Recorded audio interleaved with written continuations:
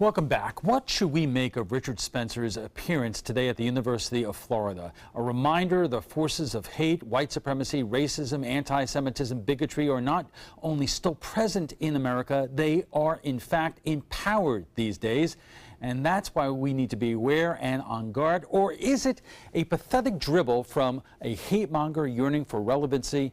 Is it the best way to deal with Richard Spencer and his ilk to ignore them or to let them speak? Because his right to, under the First Amendment, is a testament not only to his perverted sense of reality, but rather to our dedication to the First Amendment, the right to free speech, enjoyed by all Americans, a principle, unlike Spencer, real men and women died for. Joining us for more is Michael Barfield of the American Civil Liberties Union, Howard Teblowitz, Executive Director of the Jewish Federation of Sarasota-Manatee, and joining us from Gainesville is Sarasota resident Nate Quinn, who went to the protest, and our own Christopher Brantley. And Michael, let me start with you, because so many times you look at the feedback that we get, and it is, why are why are we allowing somebody like this to speak? And you say what? Popular speech does not need protection. It's unpopular speech that needs protection. A light was focused on Richard Spencer and his racist bigotry today, and the First Amendment won, and people saw him for the racist that he is. Howard, we saw the video out of Charlottesville, yep. And to many people, including Jewish Americans, it scared a lot of people because it reminded you of Nazi Germany, 1930s. Correct. It's a situation that is really difficult for us, dealing with free speech, which thank God we live in the United States. On the other hand, speech turns into action. And this is part of the problem we have to live through, which is the action that is a result of that speech, which happened in Charlottesville, and thank God did not happen today in Gainesville. Nate, in Gainesville, you have been on the forefront of a lot of civil liberty union issues here in the Sarasota area. Why did you go out to the protest today? I think it's important for people to see that Richard Spencer and his followers are not the majority. There are, gay Americans, trans Americans, black Americans, a ton of people that know that what he's saying is just completely hateful and really, really disgusting, and that he needs to know he is not the majority. Christopher, let me ask you this, especially in the aftermath of Charlottesville, there was a lot of concern about this speech and whether there would be violent clashes like we saw on TV just a few months ago. I take it that things were, heated today, but not like we saw in Charlottesville a couple of months ago. In comparison to Charlottesville, things were absolutely subdued. I mean, right now, things are very calm. We did have a whole lot of police that came in from all across the state. We did see a lot of them that were wearing combat gear. Some of them were carrying tear gas canisters on their sides. Some of them were carrying large nightsticks. So they were very serious in the way they were presenting themselves in, I would imagine, an effort to make sure that we don't have another situation like Charlottesville, which thankfully did not happen today. Did you see any heated exchanges between those who were going there to watch Spencer speak and those protesting it? Oh, certainly. There was it was a little heated at times. I called it spirited throughout the day. Some protesters were there in support. I shouldn't say call them protesters. Some supporters were there in support of Richard Spencer. Some of them were carrying signs that were just derogatory and not suitable for television. But when they got to the protesters, there was quite a few clashes. There was definitely some arguments that were going on. There were some spirited conversations, too. I mean, they were trying to understand each other in a couple of different situations. I know I was standing with a member of the alt-right movement who was trying to explain the way he feels, his position in all of this. He said he doesn't agree with Richard Spencer and everything, but he was standing there with protesters trying to get them to understand his side of things as well. And Nate, we only have a couple of seconds left, but we saw somebody get killed in Charlottesville. Did you have any concern about your own personal safety? I was worried about my safety and the safety of, my friends that came to the protest. But I think that we did a lot of preparation in Gainesville to make sure that it wouldn't become as violent as Charlottesville, and that protesters would be safe, and that marginalized students would be safe, whether they protested or stayed home. Okay, we are just getting warmed up, and we'll have much more on today's events in Gainesville right after we check the first alert weather, so stay with us. Welcome back. We're talking about white supremacist leader Richard Spencer's appearance at the University of Florida today. And joining us for more is Michael Barfield of the American Civil Liberties Union, Howard Tevelowitz, Executive Director of the Jewish Federation of Sarasota Manatee. And joining us from Gainesville is Sarasota resident Nate Quinn, who attended the protest, and our own Christopher Brantley. Howard, what would you do? Would you not allow Spencer to speak there? It's tough. Even coming here to sensationalize this guy was a hard decision to make.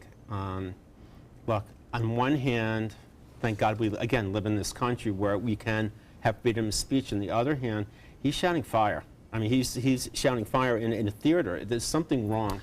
And it makes it very difficult for people like us in the Jewish community to have just a normal response to this. We've been through this a lot. Well, that was my next question. What do you fear in terms of the emotions and what you are seeing in terms of how people are talking to each other and the clashes that we are seeing and the violence we are seeing from time to time on our streets? Yeah, it's really difficult. Look, we've been through this now for over 10 years in the Jewish community. So we have it from the left and we have it from the right. Mm-hmm.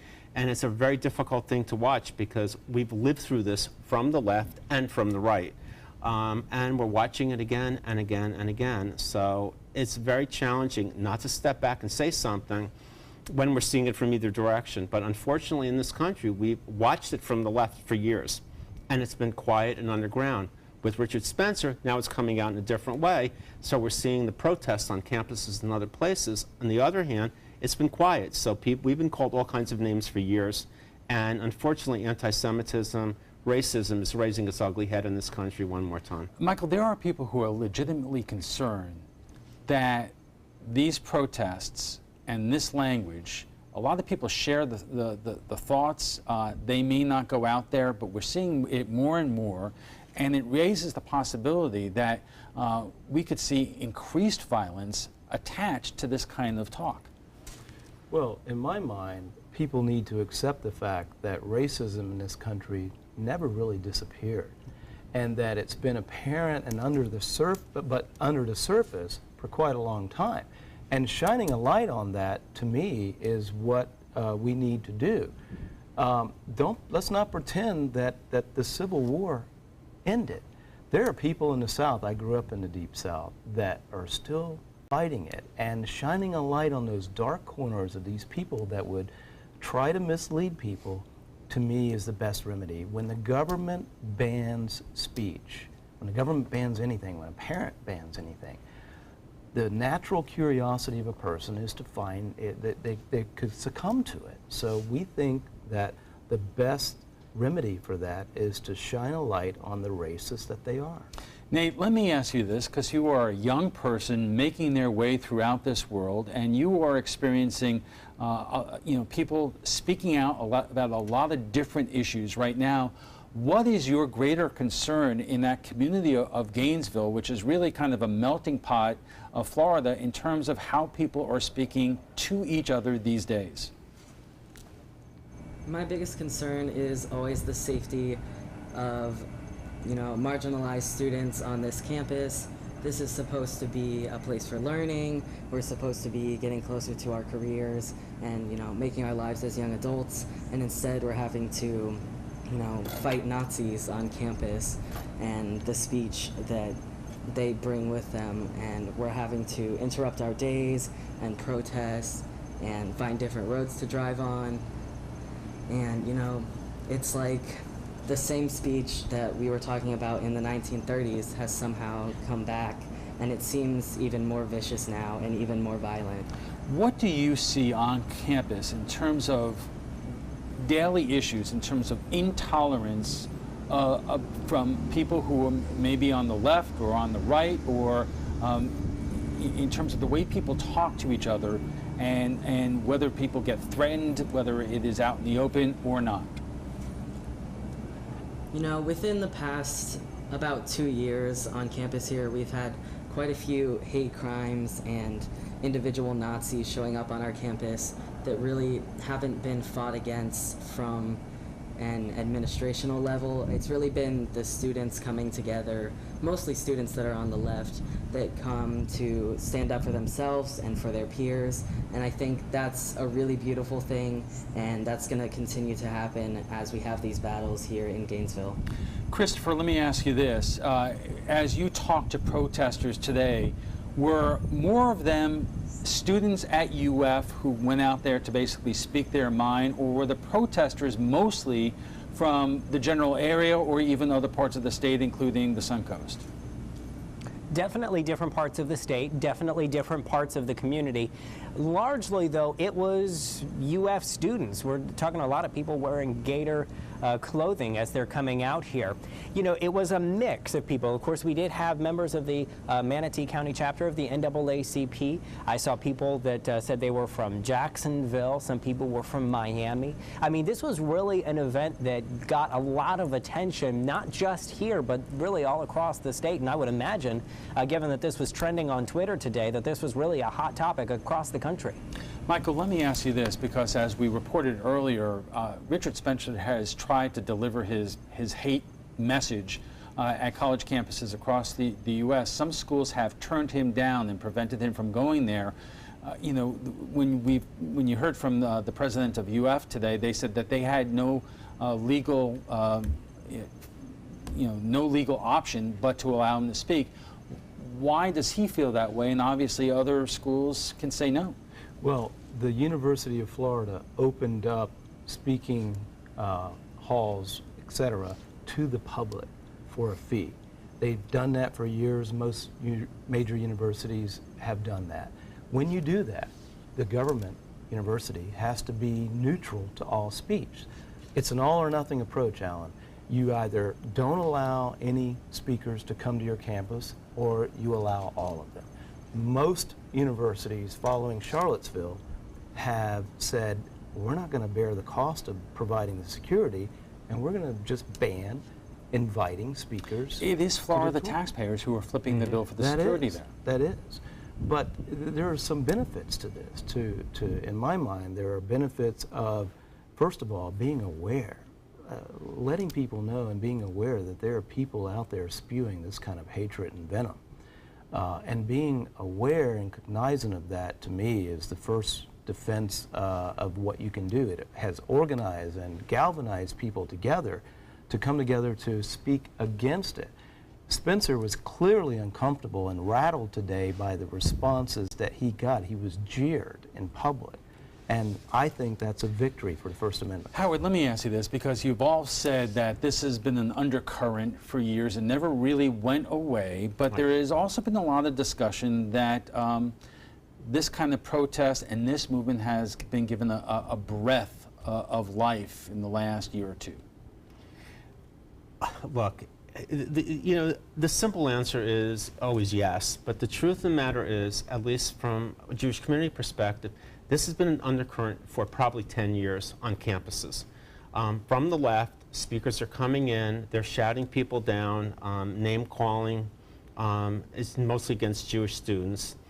So it's been here for years. This is more of a newer phenomenon coming from the right, but again, it's there, and it's been in Europe for years as well. It's just kind of coming over the pond right now, so. All right, we have to take a quick break, but we'll be back with final thoughts from our guests in a moment. Our guests join us right now for final thoughts. And Nate, I'm going to begin with you. Let me put it to you this way. A lot of people who, when they write in, when we do shows like this, they will say, why did you even give this Spencer guy the time of day to even devote an hour to what he was trying to tell people at UF? How would you respond to that? I think the big takeaway is that protesters are here to let Spencer know that he's not the majority. And we're here to build community with each other as marginalized people and just make sure that we are becoming a closer community and an inclusive community. And Christopher, what is your takeaway in terms of how both sides dealt with what was a potentially combustible situation today? Oh, it could have gone just as sour as it began, excuse me, but it didn't. And the police are largely due credit to that, in that they kept everything really calm and peaceful throughout the day. You know, as a reporter, you walk into a situation like this, you just don't know which way it's going to go. And finally, Mother Nature played a huge role in it. It was a very overcast day. It started to rain at least 3 separate times, and each time it did, the crowd dispersed because they didn't want to get wet. Howard, do you have real concern that things are going to get out of control in terms of what seems to be happening more often in terms of this movement and this speech and the clashes between the right and the left? Yes, definitely. I think the Anti-Defamation League describes this perfectly. Have hate will travel. And we're getting it from the left and the right, and there doesn't seem to be a tamping down on this. So definitely, I think we're going to see a lot more of this over the upcoming months. Well, Michael, you know, what's your reaction to that? Because we are living. You said that this has never gone away, but it seems like it's more out in the open today than it was just a couple of years ago. Well, it's more out in the open because I think at the presidential level we have the communicator-in-chief twitting and talking, making statements that are extremely unpresidential, that are, in my mind, racist, and sort of light that fuse, or the people who might be of that persuasion. So I think it starts from the top, and we're stuck with that at present for what it's worth. But I do think that there's a value in people seeing actual venom being spewed for what it is. The senses, the eyes, the ears will not misguide you to instinctually that this guy is full of hate. All right, we will have to leave it there. But before we go, we want to hear what some of you had to say about last night's topic, Governor Scott's emergency order on nursing homes. The governor ordered all Florida assisted living facilities and nursing homes to install generators after 14 senior citizens died in South Florida after Hurricane Irma knocked out the power. We asked you on Facebook if the governor is doing the right thing, and Lisa says yes, this is a hurricane state.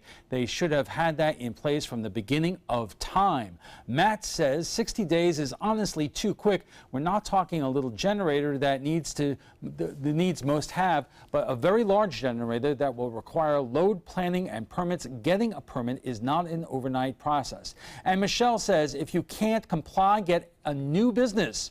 Well, if you'd like to join the conversation about tonight's topic, just visit our Facebook page at facebook.com/mysuncoast.com.abc7. FYI, you can watch past discussions. They're on demand. They're available on Apple TV, Amazon Fire, and Roku. And want to stay up to date on the latest local news? We're proud to announce our new ABC7 My Suncoast News app.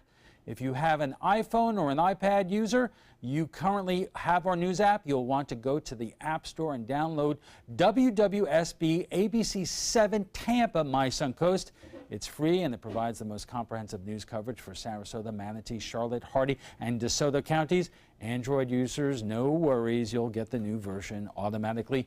We want to thank all our guests for being here tonight. Michael Barfield of the American Civil Liberties Union, Howard Tevelowitz, the Executive Director of the Jewish Federation of Sarasota, Manatee, and joining us from Gainesville, Nate Quinn, who attended the protest, and our own Christopher Brantley. Thank you all.